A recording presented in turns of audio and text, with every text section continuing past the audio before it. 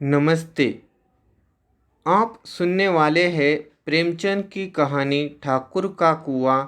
वाचन है डॉक्टर लावणे विजय भास्कर। ठाकुर का कुआं। जोखू ने लोटा मुंह से लगाया तो पानी में सख्त बदबू आई। गंगी से बोला, यह कैसा पानी है? मारे बांस के पिया नहीं जाता, गला सूखा जा रहा है और तू सड़ा हुआ पानी पिलाए देती है। गंगी प्रतिदिन शाम को पानी भर लिया करती थी। कुआं दूर था, बार बार जाना मुश्किल था। कल वह पानी लाई तो उसमें बू बिल्कुल न थी। आज पानी में बदबू कैसी? लोटा नाक से लगाया तो सचमुच बदबू थी।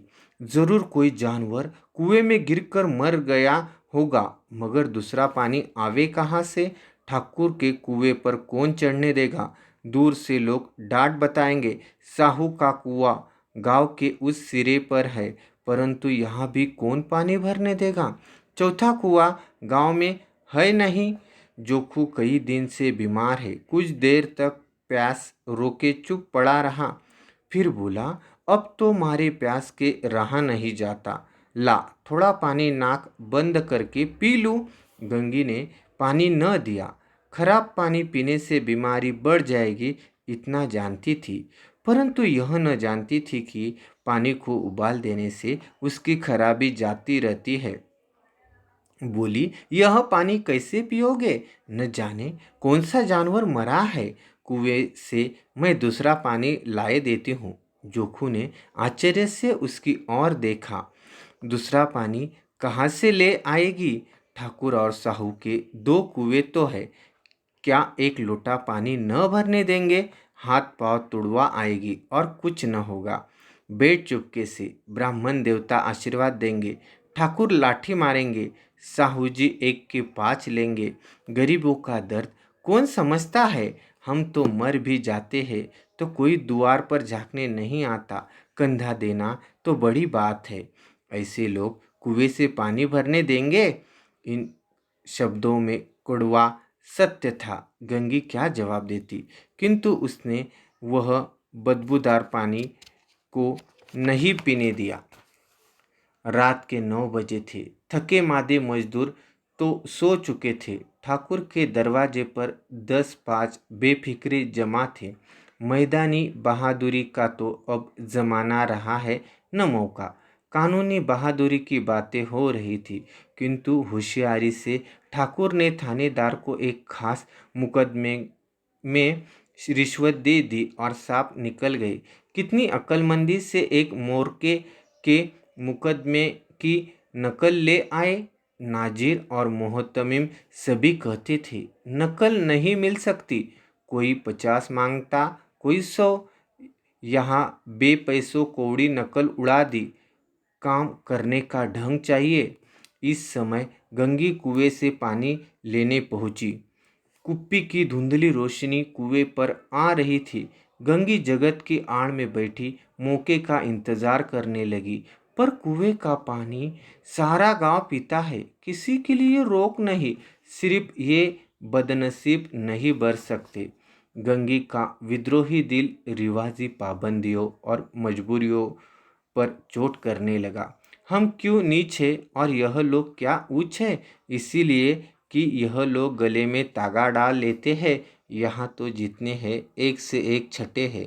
चोरी ये करे, जाल फरेब ये करे, झूठे मुकदमे ये करे। अभी इस ठाकुर ने तो उस दिन बेचारे गडरियों की एक भेड़ चुरा ली थी और बाद में मारकर खा गया। इन्हीं पंडित जी के घर में तो 12 मासों जुआ होता है। यही साहू जी तो घी में तेल मिलाकर बेचते हैं। काम कर लेते हैं, मजूरी देते नानी मरती है। किसी बात में से है हमसे ऊंचे? हाँ, मुंह में हमसे ऊंचे हैं।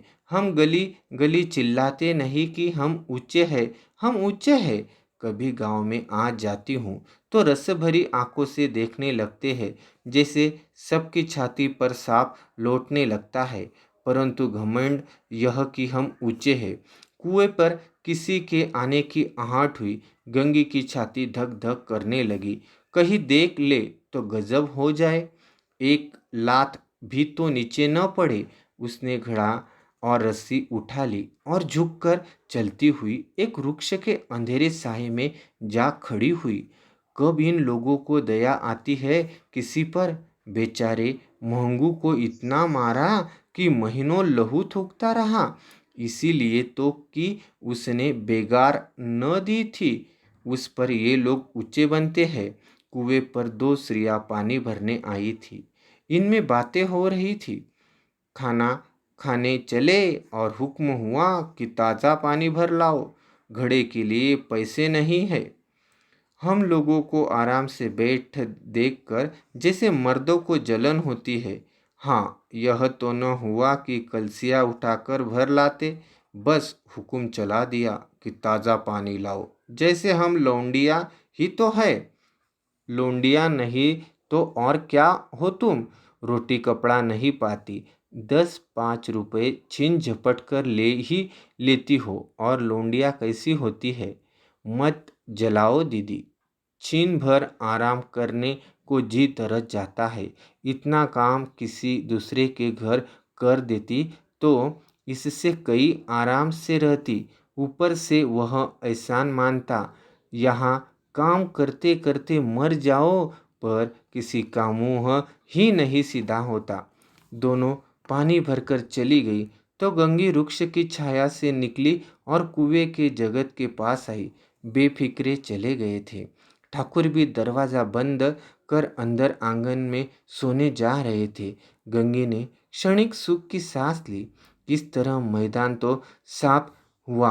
अमृत चुरा लाने के लिए जो राजकुमार किसी जमाने में गया था, वह भी शायद इतनी सावधानी के साथ और समझ बूझ कर न गया होगा। गंगी दबे पांव कुएं के जगत पर चढ़ी। विजय का ऐसा अनुभव उसे पहले कभी न हुआ था। उसने रस्सी का फंदा घड़े में डाला, दाएं बाएं चौकन्ने दृष्टि से देखा, जैसे कोई सिपाही रात को शत्रु के किले में सुराग कर रहा हो। अगर इस समय वह पकड़ ली गई तो फिर उसके लिए माफी रियायत की रत्ती भर उम्मीद नहीं। अंत में देवताओं को याद करके उसने कलेजा मजबूत किया और घड़ा कुएं में डाल दिया। घड़े ने पानी में गोता लगाया, बहुत ही आहिस्ता, जरा भी आवाज नहीं हुई। गंगी ने 2-4 हाथ जल्दी जल्दी मारे।